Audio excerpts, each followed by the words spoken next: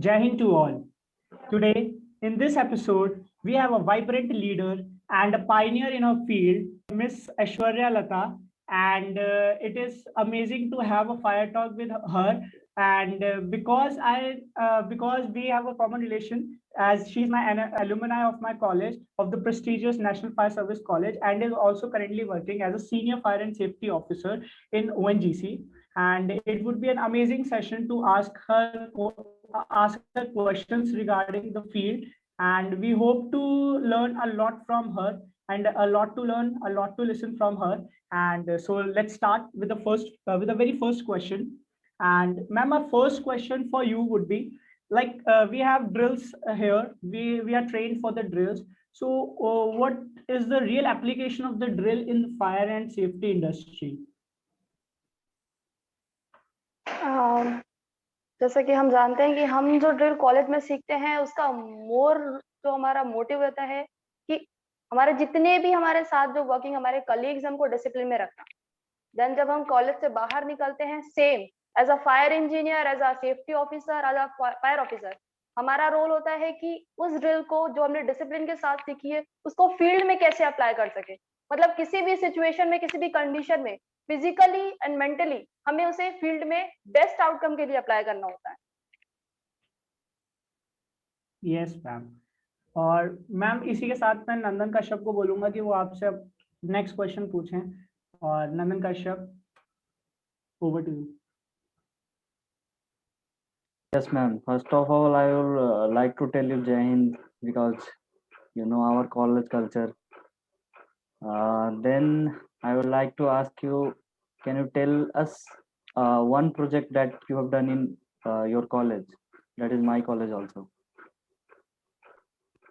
Okay, so हमारा जो college था वो हमने 2 पार्ट्स में डिवाइड करके रखा हुआ था।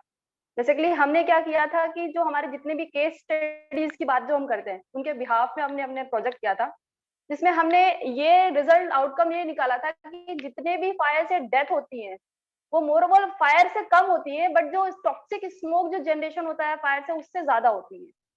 तो हमारा प्रोजेक्ट उसी में बेस्ड था कि हम 3 पी को फॉलो करते थे। 3 Ps like the first P for the people benefit, second P for the planet and third P is for the property. तो इन 3 के बिहाफ में हमने अपना जो प्रोजेक्ट बनाया था उसका वर्क रोल ये था कि जितना भी टॉक्सिक गैस, जितना भी जनरेशन होता है किसी भी फायर को, हम उसको फिल्टर करके और उसको एटमॉस्फेयर में रिलीज कर चुके। ये वर्क किया था वो सिर्फ रेसिडेंशियल बिल्डिंग पे बेस्ड था। ओके। और जो भी हमने इसमें यूजेस, जितने भी हमने इक्विपमेंट है, जितने भी चीज यूज कर रहे थे for the filtration of the toxic gases, वो हमारा बीएसेट का, आपने बीएसेट के 2 पार्ट्स पढ़े होंगे, close circuit, open circuit. Yes ma'am. तो जो हमारा Yes, ma'am. Close circuit system था उसके फिल्ट्रेशन सिस्टम को हमने यूज किया था, और कुछ और भी था वो मैं आपको डिस्क्लोज नहीं करूंगी। बस मोरओवर हमारा सिस्टम यही था कि हमने इन 3 पीस को दिमाग में रखते हुए एक सिस्टम जनरेट किया था। अच्छा अच्छा, ठीक है मैम, हम भी इस पे और ज्यादा सोचेंगे और आपका अनडिस्क्लोज पार्ट को अनहाइड करने की कोशिश करेंगे अपने कॉलेज लाइफ में। और इसी के साथ ऑब्वियसली मैं आपको बोलूंगी, अगर आप लोग इंटरेस्टेड है तो ऑब्वियसली जो हमने सिस्टम रेसिडेंशियल बिल्डिंग तक लिमिटेड रखा था उसे आप लोग ओवरऑल एक्सटेंड कर सकते हैं। बिल्कुल मैम, बिल्कुल मैम, बेस मिल गया, उस पर बिल्डिंग ही तो खड़ी करनी है और हम कोशिश करेंगे, आपके गाइडेंस में करेंगे वो चीज़। एंड इसी के साथ मैम ये पूछना चाहता हूँ, जैसे अभी तो आप कॉर्पोरेट वर्ल्ड में आ गए हो, एकदम पूरा लाइफ ही चेंज हो गया, कॉलेज लाइफ थी फिर अब ये लाइफ है, तो चेंजेस क्या होते हैं उन लाइफ में? मतलब कुछ तो चेंज आया होगा ना, कि कॉलेज लाइफ की याद आ रही है, या फिर कॉर्पोरेट वर्ल्ड थोड़ा हैवी या फिर बहुत इंटरेस्टिंग लग रहा है, कैसे चेंजेस थे मैम? पहली चीज होती है जब हम घर से बाहर निकलते हैं, कॉलेज में फर्स्ट टाइम के लिए आते हैं अपने फैमिली से दूर, तो हमारे पास एक रिस्पॉन्सिबिलिटी टाइप हो जाती है, डिसीजन मेकिंग रिस्पॉन्सिबिलिटी, कि हम नेक्स्ट क्या करेंगे वो ओवरऑल हमारे ऊपर डिपेंड करेगा, राइट? तो ठीक है, उसमें हम गलतियां भी करते हैं, काफी चीजें सीखते भी हैं, बट कॉर्पोरेट में क्या होता है, एज अ ऑफिसर अगर मैं इस चेयर पे बैठी हूँ तो ये मेरी रिस्पॉन्सिबिलिटी होगी कि मेरा जो भी डिसीजन होगा वो मेरे स्टाफ या मेरे कलीग या मेरा जो भी डिपार्टमेंट है उसको कहीं से हार्म ना करे। मतलब गलती तो कर सकते हैं बट उसका कोई गुंजाइश नहीं होनी चाहिए कि ये जो कर दिया, ओ माय गॉड, इससे इतना बड़ा हमको रिजल्ट मिल गया। Yes ma'am. और मैम इसी के साथ मैं बोलूंगा नंदन कश्यप को कि अगला क्वेश्चन वो भी ले आए। Yes ma'am. तो अब मैं आगे ये पूछना चाहूँगा कि आपका मतलब कॉलेज लाइफ कुछ और था और अभी की लाइफ कुछ और होगी, तो मतलब कितना चेंज आया और कैसे चेंज आया वो आप बता सकती हैं तो। मतलब क्या क्या प्रॉब्लम्स थे मैम आपको कॉलेज में क्या प्रॉब्लम्स फेस किया और कैसे आपने उनको टैकल किया, वो प्रॉब्लम सॉल्विंग अप्रोच आप हमें अगर बता पाए। Yes ma'am. ओके, तो मैं आपको बता दें, जैसे हम 12th क्लास में सभी जब रहते हैं तो हमारा एक रहता है कि यार आगे क्या करना है अपन। हाँ सबसे जी। मेन हमारा थॉट रहता है आगे क्या करना है। तो मेरा भी जी। ऐसा ही था कुछ, जब मैं 12th में थी तो मेरा मानना ऐसा था कि मुझे कहीं भी जाकर यार डिसिप्लिन सर्विस ज्वाइन करनी है।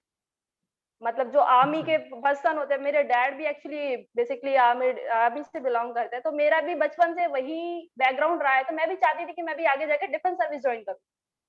बट ड्यू अच्छा। टू सम रीजंस वहां पे मैं नहीं जा पाई। बट लेकिन जैसे ही मैंने कॉलेज ज्वाइन किया तो मुझे काफी अच्छा एटमॉस्फेयर मिला, मतलब जो कल्चर मैं एक्चुअली चाहती थी वो कल्चर मुझे वहां पर मिला।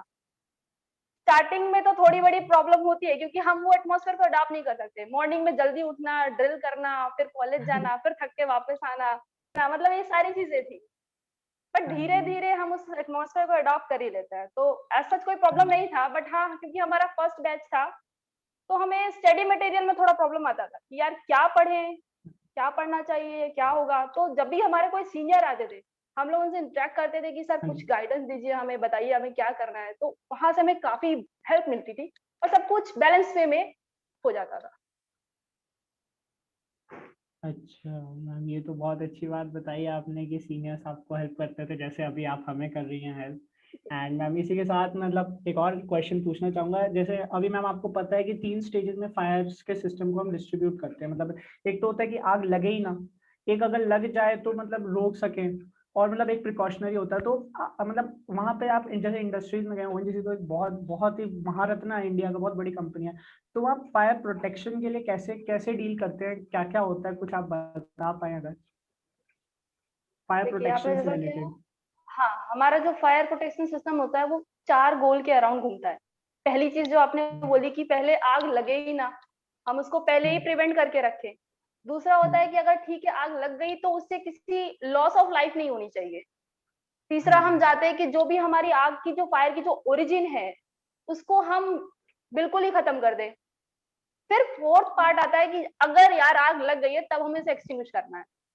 तो जैसे कि हाँ जी। सेम आज के टाइम में टेक्नोलॉजी इंक्रीज कर रही है, हमें फायर प्रोटेक्शन सिस्टम इंक्रीज करने की जरूरत है। इन सारे बिहाफ में जो हमारे इंडस्ट्रीज में जितने भी प्रोटेक्शन सिस्टम है ये इन्हीं 4 गोल्स के अराउंड पे रोटेट करती है। हाँ मतलब हम जी। पहले देखते हैं कि यार हमारी आग लगनी ही नहीं चाहिए, फिर अगर लग रही है तो उससे कोई लॉस नहीं होनी चाहिए। अगर आग लगती भी है तो हमें इसे स्टार्टिंग में ही कैसे एक्सटिंग्विश कर देना चाहिए। बिल्कुल। ठीक है, और फिर अगर ठीक है अगर स्टार्टिंग में हम ओरिजिन एक्सटिंग्विश नहीं कर पा रहे हैं तो हमारा क्या अप्रोच रहेगा फाइनल राउंड में आके इसको एक्सटिंग्विश करने का। तो इन चारों गोल के बिहाफ में ही हमारे यहाँ पे भी इंडस्ट्रीज में सारे फायर प्रोटेक्शन सिस्टम लगाए गए हैं। मेनली यहाँ पे आपको रिक्स रहता है, रिक्स का हमारा हजार्डियस रहता है। और बात करते हैं हाँ जी। इंस्टॉलेशन की, तो इंस्टॉलेशन से हमारे जो क्रूड ऑयल के जो हमारे स्टोरेज रहते हैं वो हजार्डियस रहते हैं। उनके बिहाफ में हमारे डेली हाँ, डेली डेली वर्क जॉब चलता है विद प्रोटेक्शन सिस्टम ओवरऑल। बिल्कुल। और मतलब मैम जैसे आपको मे बी 1.5 मतलब हाफ ईयर की ट्रेनिंग में 1.5 यहाँ पे काम करते हो गए, तो अगर मैं आपसे पूछूं कि आपका कोई बेस्ट मोमेंट आपकी जॉब में या फिर कॉलेज में भी, आप अगर आपका कोई बेस्ट मोमेंट मेमोरी की, हाँ अभी तक हुआ ये 7 ईयर में ये एक अच्छी चीज हो गई, मजा आ गया इसको करके, तो वो कोई है अगर आपके दिमाग में अभी आप शेयर कर सकें। देखिए अभी इतनी सारी लाइफ तो मैंने जी नहीं ली है यार, या फिर इतना कुछ हाँ एक्सपीरियंस इसीलिए मैंने नहीं बोला। मिला है।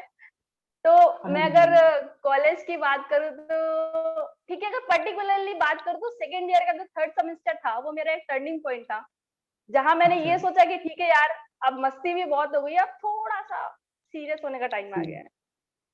तो वो टर्निंग पॉइंट में जो कॉलेज की लाइब्रेरी थी उससे मुझे अच्छा। बहुत कुछ मिला। मतलब वो मेरे लिए सिर्फ लाइब्रेरी ही नहीं थी, वो एक ऐसा वे था जिसकी वजह से मैं आज यहाँ बैठी हूँ। अरे बढ़िया मैम। Ma'am exactly. आपको ये जान के थोड़ी हैरानी होगी कि हम भी अभी उसी टर्निंग पॉइंट पे ही खड़े हैं, हम भी अभी वो थर्ड ही सेमेस्टर में ओके हैं। तो ओके। क्या पता आपकी वजह से हमारा भी टर्न अराउंड हो जाए, एंड आई होप कि हो ही जाए, अच्छी बात है। एंड मैम इसके Definitely. साथ में लास्ट में आपसे रिक्वेस्ट करूंगा कि कोई मैसेज फेलो फायर इंजीनियर्स को एज अ होल कि हाँ ऐसे पढ़ लो, ऐसे कर लो, थोड़ा ध्यान दे दो, लास्ट पुश कर दो, तो कोई मैसेज आपकी तरफ से? यार देखिए, बोलने के लिए तो बहुत कुछ होता है, और ऐसा ऑब्वियसली जूनियर यही सोचते हैं कि सीनियर हमेशा ज्ञान दे रहे हैं, बट ज्ञान देने की बात नहीं होती। मेरा तो बस एक ही सिंपल सा आप लोगों के लिए मैसेज है कि आप जो भी थ्योरेटिकल वे में पढ़ रहे हैं, आप उसको प्रैक्टिकली उसका क्या एप्लीकेशन है, क्या अप्रोच है, ये जानने की जरूर कोशिश करें। बट आप जैसे जानते हैं, स्काई इज द लिमिट, और जितना भी पढ़ो, जो भी करो, वो कम ही है। और हमेशा किसी भी चीज, जैसे सपोज किसी और डिसिप्लिन या किसी और सर्विस का आप उसका रेफरेंस लीजिए, फिर ये सोचिए कि हमारे फायर का इसमें क्या रोल है, क्या रोल है, क्या एप्लीकेशन, और क्या हम नया कर सकते हैं। That's all. बिल्कुल बिल्कुल मैम। मैम बहुत बहुत थैंक यू, आपने इतना टाइम दिया, इतना valuable time and valuable inputs दिए। एंड मैं कोशिश करूंगा कि मैं तो खुद ही इन सारे पॉइंट्स को इम्प्लीमेंट करूं, और अपने मतलब जो दोस्त हैं सबको बोलूंगा कि कोशिश करें कि ज़्यादा से ज़्यादा जितना कैप्चर कर सकें इन पॉइंट्स को, इन इन्फॉर्मेशन को करें, क्योंकि हमारा भी बहुत कम टाइम अभी लेफ्ट है फॉर द प्लेसमेंट वगैरह। तो कोशिश करेंगे कि थोड़ा तो आपको मैच कर पाए, थोड़ा बहुत। एंड वी होप दैट ऐसे फर्दर टॉक्स होते रहें एंड आपकी गाइडेंस मिलती रहे हम सबको। And thank you so much ma'am for coming and sharing your thoughts. And कितनी बार थैंक यू बोलूं, कमी है। Thank you ma'am. Thank you and all the best. Thank you so much ma'am.